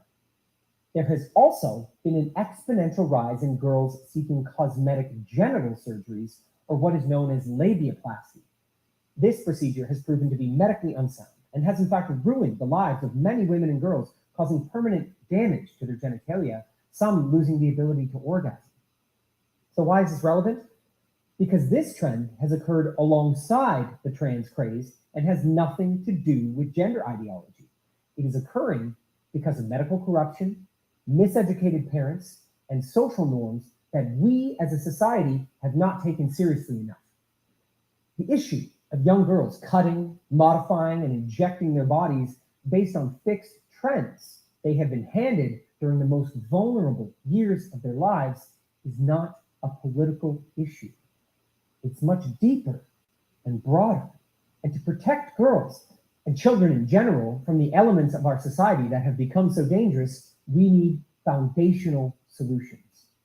So, in addition to releasing my film Cut in an attempt to raise awareness of the scope of what we're up against, I am also releasing a book called Legacy Keepers, Protecting Your Child's Heroic Journey. This book addresses one of the foundational problems with child rearing today, the lack of meaningful, intentional rites of passage that are designed to address the unique nature of each child. If we look closely at what a young girl goes through when she enters the stages of gender affirmative care, there's a pattern that I believe most people are missing. She has entered an unstable time in her life. Her body is rapidly changing. Its capacity to bear children is arising, and she is up against the pressure of suddenly being seen as a sexual being. This is occurring under the influence of people like Miley Cyrus and Beyonce, who are uplifted in the media as feminist icons, telling young girls that the way to be a powerful woman is to become hypersexualized. Facing these challenges and the unknowns of womanhood that now seem terrifying, the teen girl seeks guidance. She finds solace in teachers, counselors, and social media, who all tell her that her rejection of womanhood is not because of toxic notions of feminism, but because she is a boy inside. They take her inner turmoil and reframe it for her, giving her a new way of seeing herself and the world. She is shown that gender norms are a kind of violence, oppressing people like her, and that there is an uprising of gender nonconformity happening around the world, and that she too can be part of this revolution. She is now given new pronouns, a new name, and through social transitioning, surgeries, and hormones, she is given a new body. And when she emerges in her new form, she is celebrated by her teachers, the counselors, and the horde of girls like her on social media. She is stunning and brave. She is welcomed in her new status, welcomed into the ongoing culture war, and told she is a revolutionary, a freedom fighter. Now, as a certified life cycle celebrant, someone who has studied the history of ceremony and ritual and the art of creating custom rites of passage, I saw this pattern for what it is. All the phases this girl is going through are precisely the phases of a rite of passage. This is notable, most importantly, because human beings have used and have needed rites of passage to move through difficult, meaningful phases in life throughout the majority of human history. We are deeply psychologically primed to respond to rites of passage because they meet a very deep need in the human condition. And one of the main reasons this psychological influencing has been so effective is because we are failing to meet this very real need. So, if you want to understand more and join my mission, check out daughtersofthewestfilm.com to see my film cut, join my newsletter, and head to simonessler.com for more information on my new book, Legacy Keepers. Thank you, Simon. I appreciate that, man. You know, this whole stuff is really new to me. You know, I don't, fully understand it. So, which is why I kind of partnered with them, because I started hearing some of these stories. I got friends like Chief Beck. He also went by Kristen Beck. He was the Navy SEAL that went on CNN and did the transition and recently just detransitioned. And he told me quite a bit about how it's affected him spiritually and got all that aspect. So, I don't agree with this mutilation stuff personally. So, in my opinion, I think we just need to really do better. My name is Udos Wallace, and my next speaker is Udos Wallace. I'll let her tell her story, but she's a dear friend of mine, as well as in the Mom Army side. She's a celebrity that got taken advantage of. And now what she's doing is she's being a fierce warrior. And she has worked with a few groups out there in Congress and is producing the Protect, I forgot the name. Right there, tip of tongue. Protect Children, or Protect Act, that's what it is. And so I just really appreciate her coming on, and here's a little bit about her journey. Victims of the Child Trafficking in 2014, which was essentially digital rape and trafficking of non-consensual images and videos. And this absolutely crushed and destroyed me on a soul level, but this isn't something that's only happening to women and men, but it's happening to our children. So I was in a trusted relationship with my now ex-boyfriend, and when we broke up, he threatened to, when we were together, he took a couple pictures of us and a video. And when we broke up, he threatened to leak these pictures and the video to the internet. But although he did not leak it, I later on got hacked by a predator who was stalking me and 99 other hardworking celebrity women. And he collected personal information, pictures, and videos of us over a 2-year span. So he was stalking us for 2 years and was collecting this kind of information. After strategically planning and collecting enough images, addresses, and videos, this predator went public with a list of 100 women that he was auctioning off to the public for all of the predators to bet on, like livestock. And I was unfortunately on that list. When I first found out about it, I didn't think much of it because I have always been so careful. I always covered up my special part. If I ever sent a picture or something like that, it would have been something like similar to a bikini modeling photo shoot or something of that kind. After getting enough bids and collecting enough funds, this predator ended up leaking everything to the internet.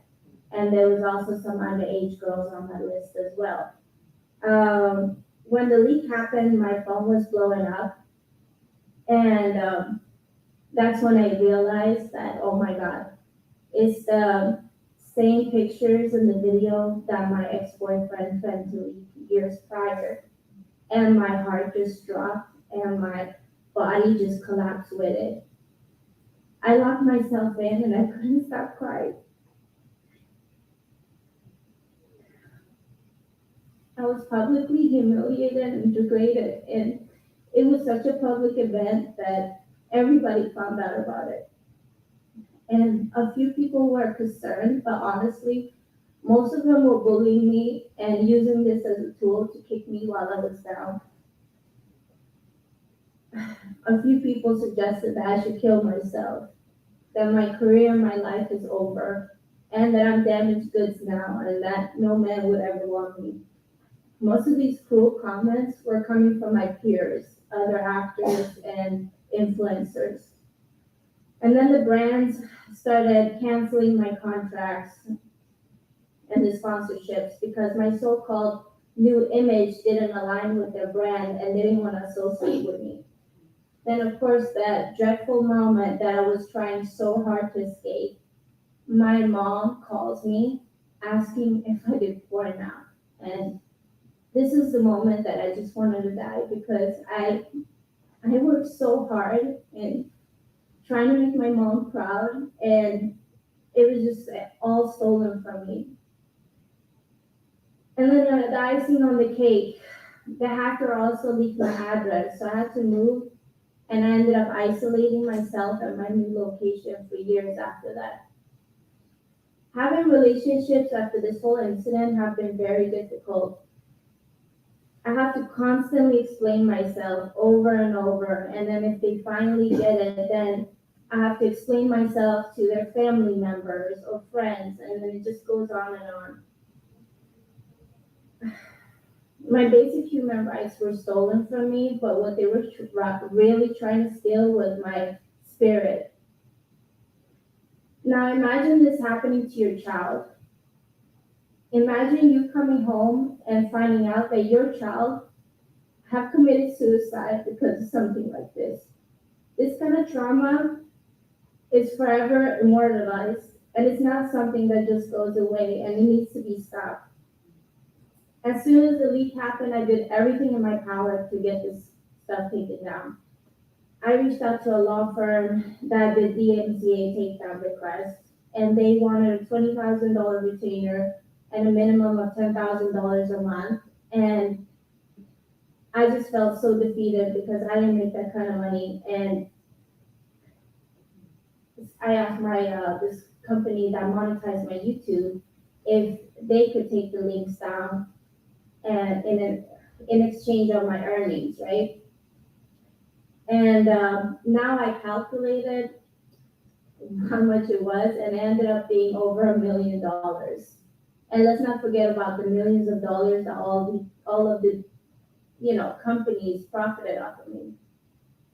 Eventually, I had to learn how to do DMCA takedown requests myself, and I would spend hours and hours on getting links together to submit and contacting porn sites, begging them to take this stuff down on me. If they would even take it down at all, I would just see it be re-uploaded the next day.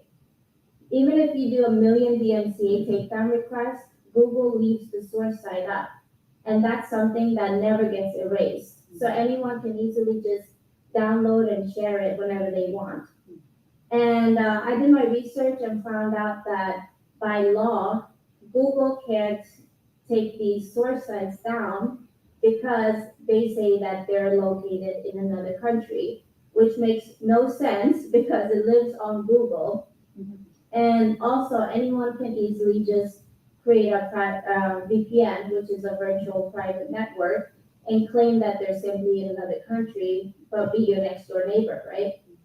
So after 7 years of doing DMCA takedown requests, I got connected to a head of marketing of a porn company. And they notified me that they're going to implement something called the fingerprint stamp system to my video. The fingerprint stamp system is a system that scans the video ahead of time and won't allow you to upload it. So it never gets uploaded after that, right? Later on, I realized that all of these platforms have this technology, but they simply don't want to implement it. If someone wants to repost even a little video snippet of a major movie, that whole movie has been fingerprint stamped from the beginning to end, and it won't let you even upload it in the first place. So you mean to tell me that there's better laws in place for the copyright of movies and music than it is for women, men, and children that are being digitally raped and trafficked? I mean, why? The answer is simple. Trafficking of non-consensual images and videos of real people is a billion-dollar industry. Everyone profits from it except for the victims, and it needs to be stopped. I'm going to quickly just go over how DMCA works with algorithms. So to request a DMCA, it usually takes anywhere from 48 hours to a week. And that's for a porn site. And then up to 8 weeks for Google. The first 48 hours to a week is when you profit the most from a video on a porn site. And all of the other sites, of course. But then also, it goes after that to 4 to 8 weeks. So now how convenient is it that they're taking the links down after they already made the profit? What happened to me could happen to anyone, and it doesn't matter how successful, educated, protected, or famous you are. It could happen to you, and it could happen to your child. So please act now before it's too late. Thank you.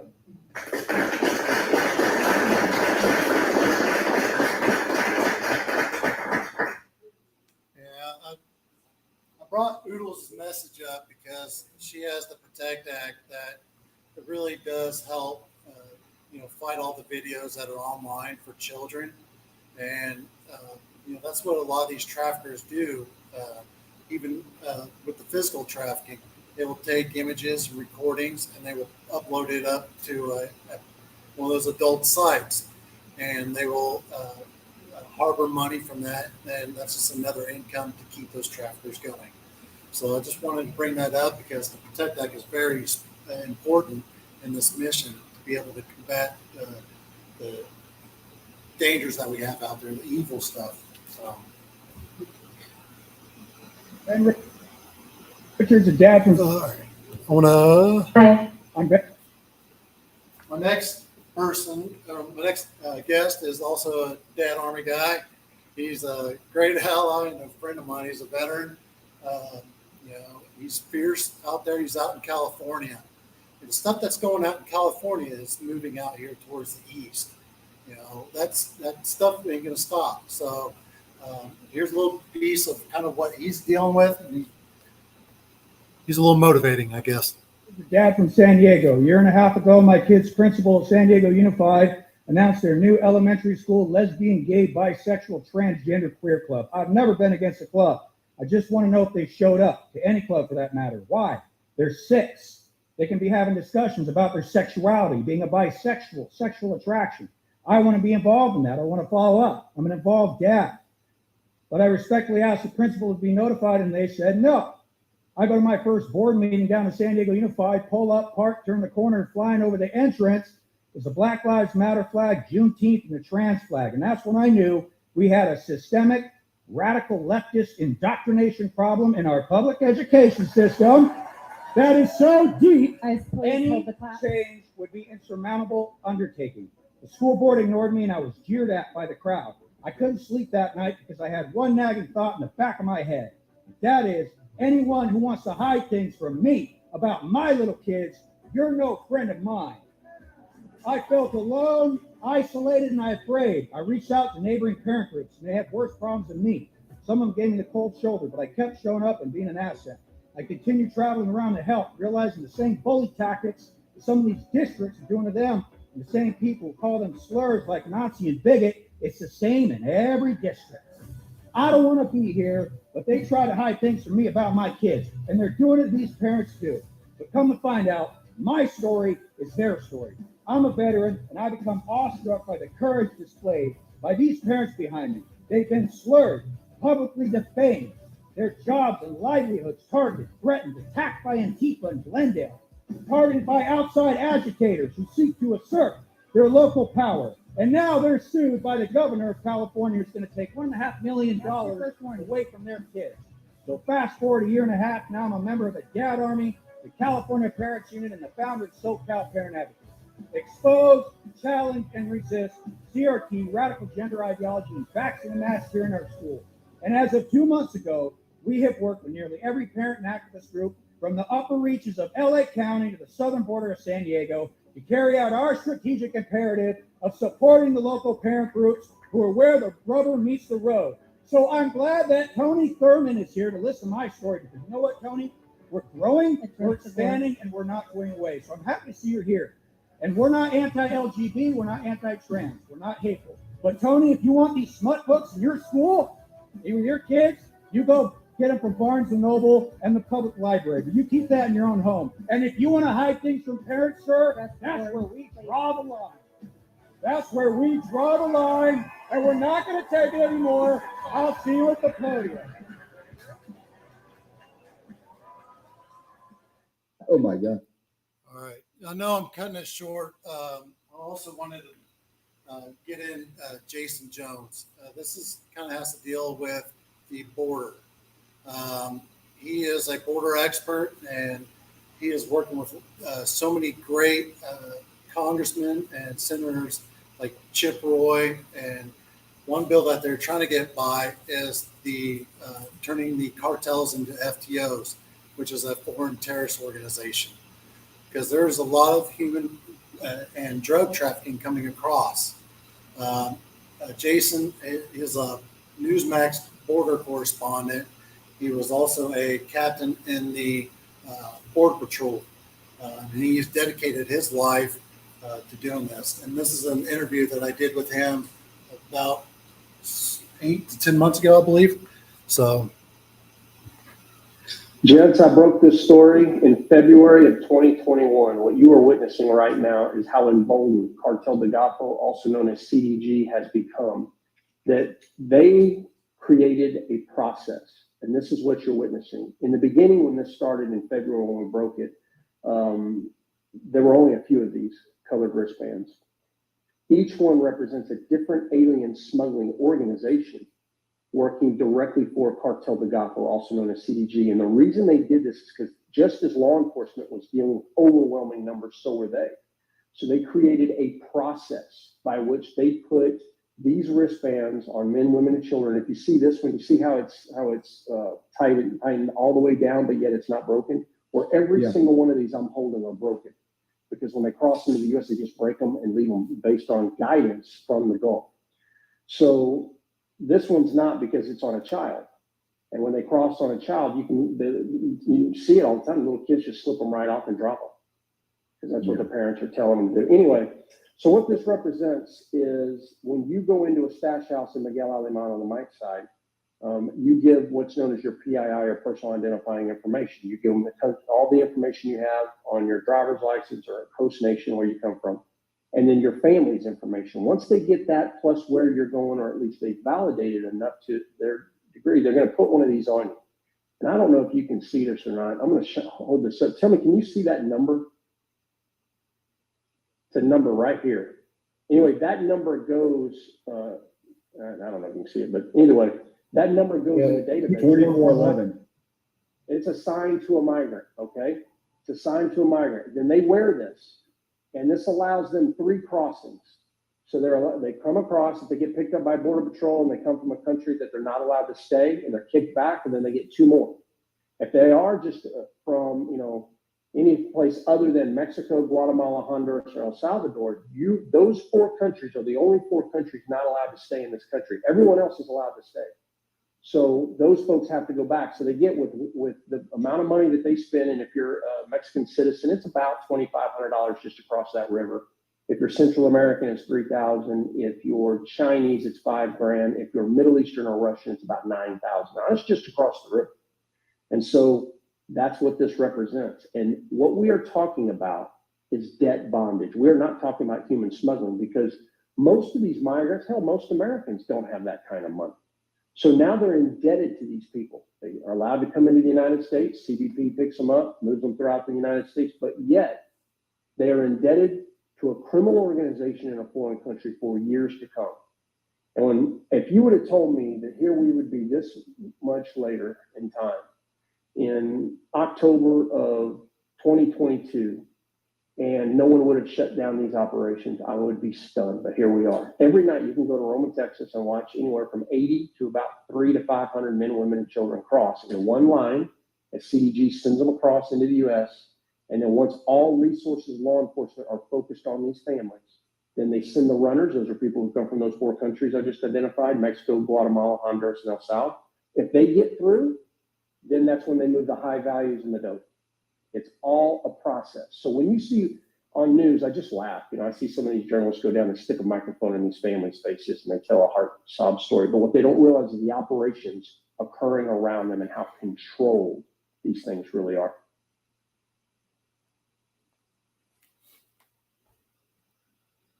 I'm going to cross, and with these wristbands and the car.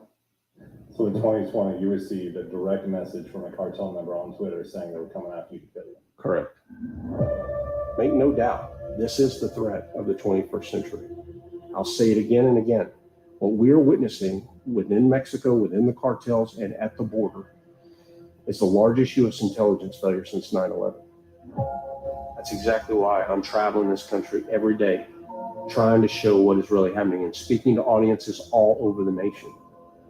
If Americans knew what we're up against, the threats that we face, no one would be okay with this. At that time, I was then working as a captain, and I would travel to Washington. I was traveling every other week,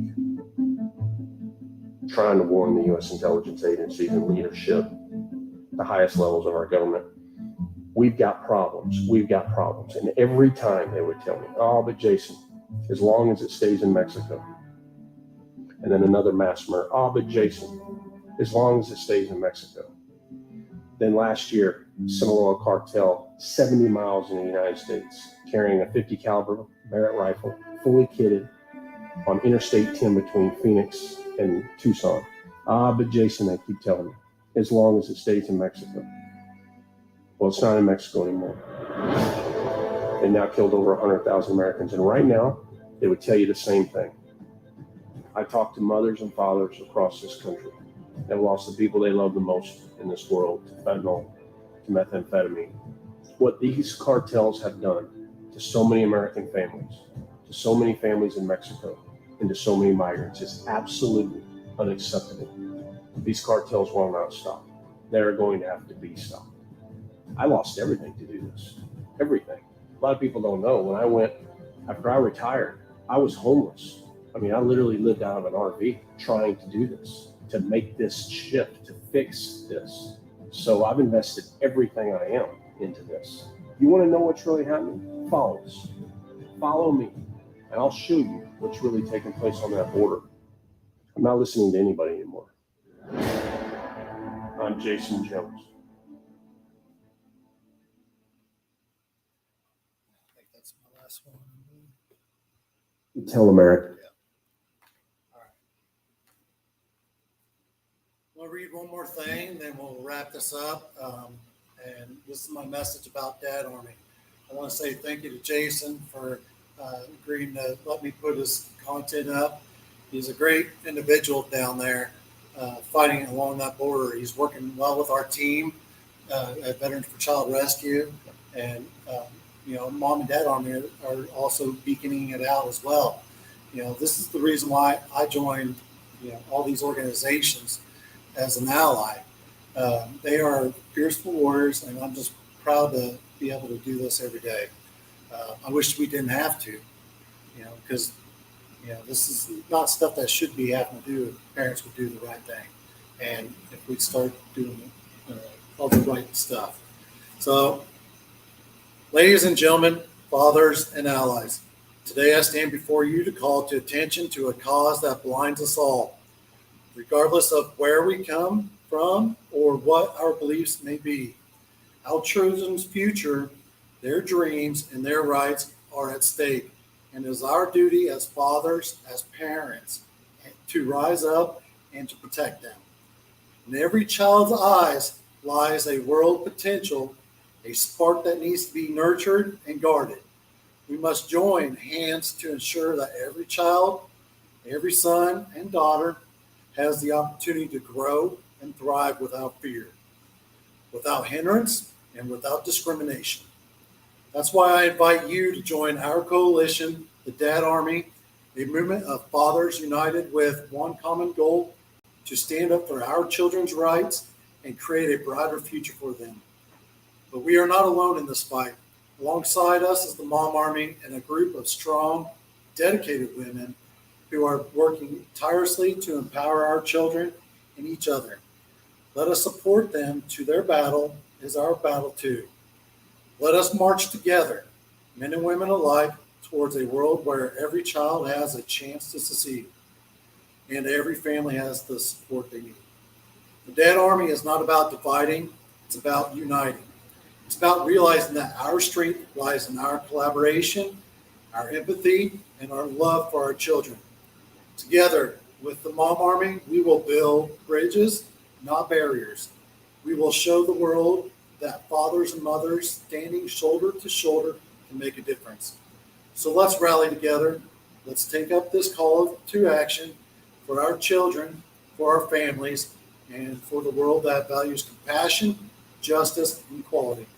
Join Dad Army today, and let's work hard, hand in hand with Mom Army to create a better tomorrow for our children, for our future. Let's stand united. Thank you.